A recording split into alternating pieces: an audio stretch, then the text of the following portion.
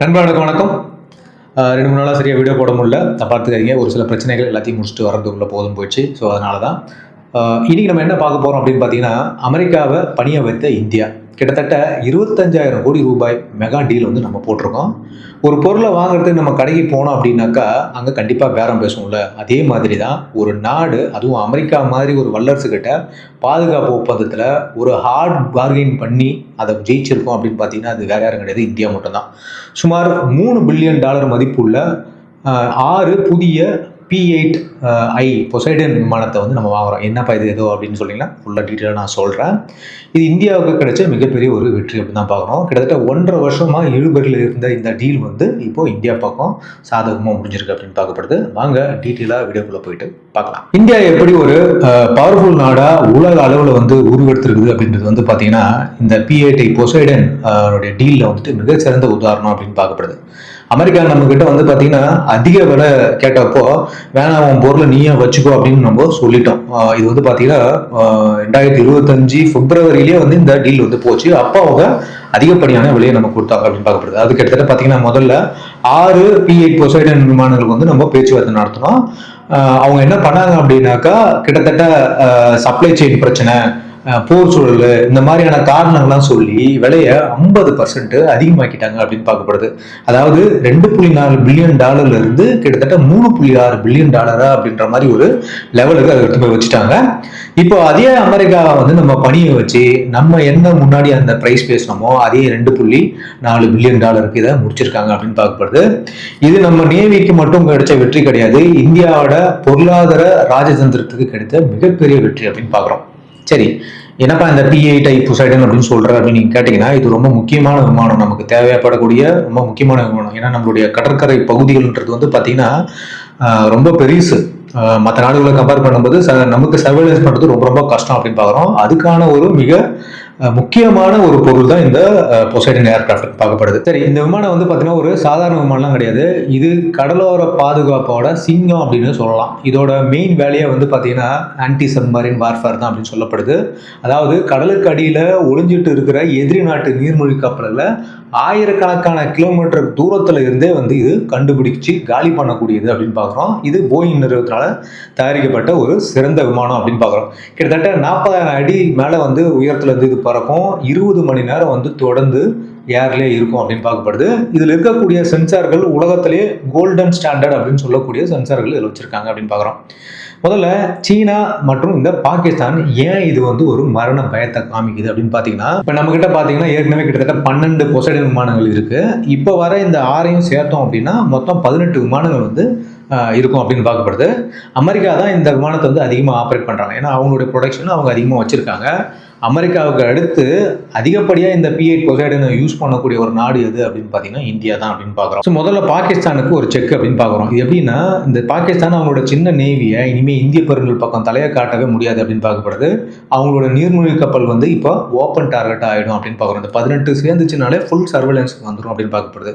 சீனா பொறுத்த வரைக்கும் பார்த்தீங்கன்னா இதுதான் வந்து மெயின் டார்கெட்டே. ஏன்னா இந்திய பெருங்கடலில் சீனா தான் தன்னுடைய நீர்மூழ்கி கப்பலை அப்பப்போ அடிக்கடி உள்ள அனுப்பி வந்து வேவு பார்ப்பாங்க அப்படின்னு பார்க்குறோம். இப்போ இந்த மலாக்கா ஸ்டேட் இருக்கு இல்லையா, அதாவது மலாக்கா நீரிணை, அது மட்டும் இல்லாமல் அரபிக்கடல், இது வரைக்கும் பார்த்தீங்கன்னா இந்தியாவோட கண்ணில் இருந்து எந்த ஒரு சப்மரீனும் இப்போ தப்பிக்க முடியாது அப்படின்னு பார்க்குறோம். இது எப்படி கடலுக்கு அடியில் வந்துட்டு இருக்கிற நீர்மூழ்கி கப்பல்கள்லாம் வந்து கண்டுபிடிக்குது. அது மட்டும் இல்லாமல் இந்தியா இதுக்கு முன்னாடி நம்மகிட்ட ஏற்கனவே 12 இருந்துச்சுன்னு சொன்னோம் இல்லையா, இதை வச்சு இதுக்கு முன்னாடி இந்த மாதிரி விஷயங்கள்லாம் வேட்டையாடிருக்காங்களாம் கேட்டிங்கன்னா கண்டிப்பாக இருக்குது. அதை சொல்கிறேன், தெரிஞ்சுக்கோங்க. இந்த P8 விமானம் எப்படி வேலை செய்யுது அப்படின்னு நம்ம பார்ப்போம். இந்த விமானத்தில் வந்து 3 முக்கியமான கண்கள் இருக்குது அப்படின்னு பார்க்குறோம். முதல்ல இருக்குது என்ன அப்படின்னு பார்த்தீங்கன்னா சோனோபோயஸ் அப்படின்னு சொல்லக்கூடிய விஷயம்தான். இது என்னன்னா, விமானம் பறக்கும்போது கடலில் சின்ன சின்ன சிலிண்டர் மாதிரியான விஷயங்களை வந்து அது தூக்கி போடும் அப்படின்னு பார்க்கப்படுது. அங்கங்கே வந்து அது போட்டுரும், ஏர் ட்ராப் பண்ணிடும். அது தண்ணிக்குள்ளே இருந்து ஒரு மைக்ரோஃபோன் மாதிரி வேலை செஞ்சுட்டே இருக்கும் அப்படின்னு பார்க்கப்படுது. கடலுக்குள்ள ஏதாவது சத்தம், அதாவது நீர்மூழ்கி கப்பல் இல்லை வந்து சின்ன சத்தம் கேட்டுச்சு அப்படின்னா உடனடியாக அதை விமானத்துக்கு தகவல் அனுப்பிடும் அப்படின்னு பார்க்கப்படுது. அடுத்து பார்த்தீங்கன்னா மேக்னெட்டிக் அனாமலி. இது என்ன அப்படின்னு பார்த்தீங்கன்னா MAD அப்படின்னு சொல்கிறாங்க. இது விமானத்தோட வால் பகுதியில் இருக்கும். நீர்மூழ்கி கப்பல் வந்து பொதுவாகவே பார்த்தீங்கன்னா மெட்டலில் தான் செஞ்சதாக இருக்கும். அதனால் கடலுக்கு அடியில் போகும்போது பூமியோட இந்த மேக்னெட்டிக் ஃபீல்டு இருக்கு இல்லையா, அதில் சின்ன சின்ன மாற்றங்கள்லாம் உண்டாகும் அப்படின்னு பார்க்கப்படுது. அதை வச்சு இந்த இடத்துல ஏதோ ஒன்று ஒளிஞ்சிருக்கு அப்படின்ற மாதிரி அது கண்டுபிடிச்சிடும். பார்த்துக்கோங்க எந்த அளவுக்கு டெக்னாலஜியை இது யூஸ் பண்ணுது அப்படின்னு சொல்லிட்டு. அடுத்தது பார்த்தீங்கன்னா ரேடார் மற்றும் கேமராக்கள் இதில் இருக்குது அப்படின்னு பார்க்க முடியும். இதோடைய API 10 அப்படின்னு சொல்லக்கூடிய ரேடார், அது மட்டும் இல்லாமல் கடலுக்கடியில் மேலே நீட்டிகிட்டு இருக்கக்கூடிய ஒரு சின்ன சின்ன பெரிஸ்கோப். ஏன்னா சப்மரின் என்ன பண்ணுவாங்கன்னா மேலே விசிபிள் பார்க்கறதுக்காக பெரிஸ்கோப்பை யூஸ் பண்ணுவாங்க. பெரிஸ்கோப் வழியாக அவங்க என்ன பண்ணுவாங்கன்னா உள்ளே இருந்துக்கிட்டு மேலே என்ன நடக்குதுன்னு பார்ப்பாங்க. அந்த பெரிஸ்கோப் என்ன பண்ணும், கடல் மட்டத்துக்கு மேலே வந்து சின்னதாக நிற்கும். ஸோ அப்போ அந்த மாதிரியான பெரிஸ்கோப் வெளியே வந்தால் கூட பல கிலோமீட்டர் தூரத்திலிருந்து இந்த ரேடார்ஸ் வந்து துல்லியமாக அதை கண்டுபிடிச்சிடும் அப்படின்னு பார்க்கப்படுது. நம்ம இந்திய கடற்படை வந்து இதுக்கு முன்னாடி இந்த பொசைடனை வச்சு நிறைய விஷயங்களை கண்டுபிடிச்சிருக்காங்களா அப்படின்னு பார்த்தீங்கன்னா நிறைய விஷயங்கள் நடந்திருக்கு. அதை நான் சொல்கிறேன். அதனால தான் நம்ம அடிஷனலாக இன்னொரு ஆர்டர் பண்ணியிருக்கோம்.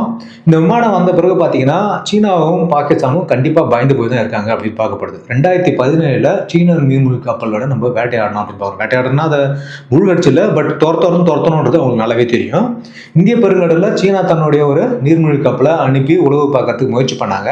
ஆனால் நம்ம இந்தியன் நேவியோட இந்த P-8 பொசைடன் விமானம் வந்து அதை கண்டுபிடிச்சிச்சு அப்படின்னு பார்க்குறோம். கண்டுபிடிச்சி சும்மா விடலை, அதை பின்தொடர்ந்தே வந்து பறந்துகிட்டே இருந்தது அப்படின்னு பார்க்கப்படுது. ஸோ இதனால் கடுப்பான சீனா என்ன பண்ணிட்டாங்கன்னா வேற வழி இல்லாமல், ஏன்னா அண்டர்கிரவுண்டில் இருக்க வேண்டிய கப்பல் வந்து இப்போ எங்கே போகுது எங்கே வருதுன்றது எல்லாமே நமக்கு தெரிய வந்ததுனால அந்த கப்பலை வந்து திரும்ப அவங்க டெரிட்டரிக்கு அழைச்சிக்கிட்டாங்க அப்படின்னு சொல்லப்படுது. 2019 புல்வாமா தாக்குதலுக்கு பிறகு பார்த்தீங்கன்னா இந்தியாவுக்கும் பாகிஸ்தானுக்கும் ஒரு பதட்டம் அதிகமாச்சு அப்படின்னு பார்க்குறோம். அப்போ பாகிஸ்தானோட ஒரு அதிநவீன நீர்மூழ்கி கப்பல் PNS SAD அப்படின்னு சொல்லக்கூடிய ஒரு கப்பல் வந்து பார்த்தீங்கன்னா திடீர்னு வந்து காணாமல் போச்சு அப்படின்னு சொல்கிறாங்க.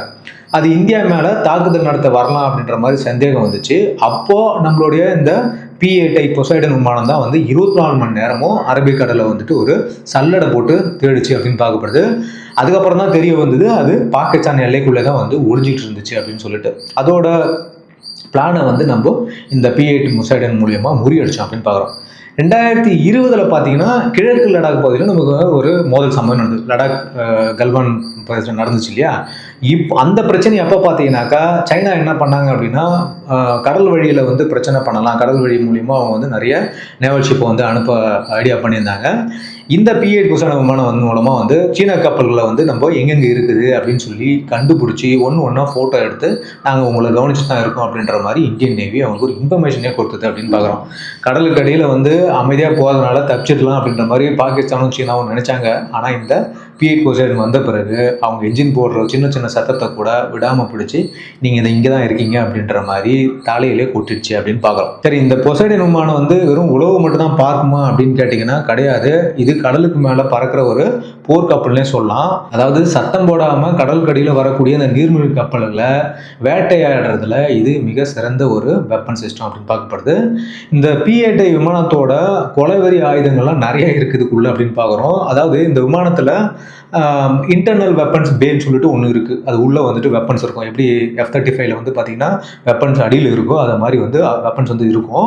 அதுலேருந்து தான் வந்து மரணமான ஆயுதங்கள்லாம் வெளியே வரும் அப்படின்னு பார்க்கப்படுது. முதல்ல பார்த்தீங்கன்னா ஹார்பூன் மிசைல்ஸ். இந்த ஹார்பூன் பிளாக் 2 மிசைல்ஸ் வந்து பார்த்தீங்கன்னாக்கா ஒரு சீஸ்மிக்கிங் மிஷின் சொல்கிறோம். இது கடலுக்கு மேலே இருக்கக்கூடிய போர்க்கப்பல்களை வந்து ஈஸியாக அடிச்சிடும் அப்படின்னு பார்க்கப்படுது. இது வந்து கடல் மேல் மட்டத்தில் பறக்கிறதுனால இதை வந்து ரேடாரில் தெரியாது. அதனால் ஈஸியாக கப்பலை போயிட்டு தாக்கிடும் அப்படின்னு பார்க்குறோம். இது வந்து கப்பல் மேலே இருக்கிற அடிக்கிறது. அடுத்து பார்த்தீங்கன்னா Mark 54 டொர்பிடோஸ் வந்து இதில் இருக்குது. இதுதான் வந்து இந்த சப்மரின்ஸ்லாம் வந்து சிம்மு சொப்பனம் அப்படின்னு சொல்கிறோம். இந்த P-8 வந்து நீர்மூழ்கி கப்பல் இருக்கிற இடத்த கண்டுபிடிச்ச உடனே இந்த டொர்பிடோஸை வந்து தண்ணிக்குள்ளே இறக்கிடும் அப்படின்னு பார்க்கப்படுது. இந்த டொர்பிடோ தண்ணிக்கு அடியிலே போயிட்டு நீர்மூழ்கி கப்பல் எங்கே இருக்கோ அதை துரத்தி தப்பிக்க முடியாமல் அடிச்சிடும் அப்படின்னு பார்க்குறோம். அடுத்தது பார்த்தீங்கன்னா டெப்த் சார்ஜஸ்னால் உங்களுக்கு தெரியும். எப்படி நம்ம வந்து தரையில் கண்ணி வெடி வைக்கிறோமோ அந்த மாதிரி தண்ணிக்குள்ளேயும் கண்ணி வெடி வைப்பாங்க. இந்த நீர்மூழ்கி கப்பல் ரொம்ப ஆழத்தில் ஒளிஞ்சிட்டு இருந்துச்சு அப்படின்னா அதை வெடிக்க வைக்கிறதுக்காக பயங்கரமான டெப்த் சார்ஜஸ்லாம் இது வந்து ட்ராப் பண்ணும் அப்படின்னு பார்க்கப்படுது. ஸோ இதுலேருந்தும் அந்த நீர்மூழ்கி கப்பல்களை தப்பிக்க முடியாது அப்படின்னு பார்க்கப்படுது. ஸோ இது நல்லாவே தெரியுது. அதாவது ஏர்லேருந்து ஒரு சப்மரைனை வேட்டையாடக்கூடிய மிக கொடூரமான ஒரு ஏர்கிராஃப்டாக இந்த P-8 பொசைடன் அப்படின்னு நம்ம சொல்கிறோம். சர்வேலன்ஸுக்கும் யூஸ் பண்ணுவாங்க, அட் த சேம் டைம் அஃபென்சிவ்க்கும் இதை யூஸ் பண்ணுவாங்க அப்படின்னு பார்க்கப்படுது. நான் ஏற்கனவே சொன்ன மாதிரி அமெரிக்காவுக்கு அடுத்தது அதிகப்படியாக இந்த P8 பொசிஷன் வச்சிருக்கிற ஒரே நாடு இந்தியா தான் அப்படின்னு நம்ம பார்க்குறோம். உலக நாடுகளுக்கு இந்தியா கொடுக்கக்கூடிய மெசேஜ் என்ன அப்படின்னு பார்த்தீங்கன்னா, இந்த டீல் மூலயமா இந்தியா வந்து தெளிவான ஒரு விஷயத்த சொல்லியிருக்கு. என்ன அப்படின்னா, நாங்கள் ஒரு பொருளை வாங்கணும் அப்படின்னா அதுக்காக எங்களை நீங்கள் மிரட்டிலாம் கொடுக்க முடியாது. நாங்கள் தரமான பொருளாக இருந்துச்சு அப்படின்னா எங்களுக்கு தெரிஞ்சுன்னா நாங்களே அதை மதித்து வாங்குவோம். ஆனால் அதுக்காக யாரோட அழுத்தத்துக்கு நாங்கள் பணிய மாட்டோம் அப்படின்ற மாதிரி நம்ம கவர்மெண்ட்டு தெளிவாக காட்டியிருக்காங்க. அதனால தான் அவங்க விளையாட்டுனோடனே நம்ம வேணாம்னு சொல்லிட்டோம். இப்போ நம்ம வழிக்கு அவங்க வந்ததுனால இப்போ இந்த அக்ரிமெண்ட்டை போட்டிருக்கோம். ரஷ்யா கிட்ட வாங்கும்போதும் சரி, அமெரிக்கா கிட்ட வாங்கும்போதும் சரி, அது எந்த ஒரு நாடாக தான் சரி, இஸ்ரேல் கிட்ட தான் நம்ம நிறைய வாங்குறோம். நமக்கு என்ன வேணுமோ அதை தான் இந்த நாடு பண்ணும் அப்படின்றது தான் இங்கே முக்கியமான விஷயமா இருக்குது. இந்தியன் நேவி இப்போ ஒரு சூப்பர் பவராக ஆயிடுச்சுன்றது தான் வந்து நம்ம பார்க்கணும். ஓகே மக்களே, ஸோ இப்போ இந்த விஷயத்தில் என்ன தெரியுது அப்படின்னா, நம்மளுடைய நேவி வந்து அடுத்த லெவலுக்கு அப்கிரேட் ஆயிருக்கு அப்படின்னு பார்க்குறோம். சர்வேலன்ஸை பொறுத்த வரைக்கும் நம்ம நல்ல ஒரு விஷயத்தில் தான் இப்போ இருக்கும். இந்த 6 ஏர்கிராஃப்டும் கூடிய சீக்கிரம் இந்தியன் நேவியில் வந்து சேரணுன்றது தான் நம்மளுடைய விருப்பம். ஓகே மக்களே, ஸோ உங்களோட கருத்தை தெரிவிங்க. இந்த இந்தியா எடுத்துருக்கக்கூடிய இந்த மூவ் வந்து ஒரு நல்ல விஷயமா, இந்தியா பண்ண இந்த பேரம் வந்து சரியானதா அப்படின்ற மாதிரி உங்களுடைய கமெண்ட்டில் நீங்கள் தெரிவிங்க. கண்டிப்பாக வீடியோ பிடிச்சிருக்கும்னு நம்புகிறேன். சேனல் சப்ஸ்கிரைப் பண்ணுங்கள், உங்கள் கமெண்ட்டை தெரிவிங்க, வீடியோக்கு லைக் பண்ணுங்கள், ஃப்ரெண்ட்ஸ்லாம் ஷேர் பண்ணுங்கள். மீண்டும் சந்திப்போம். Thank you, bye, Jai.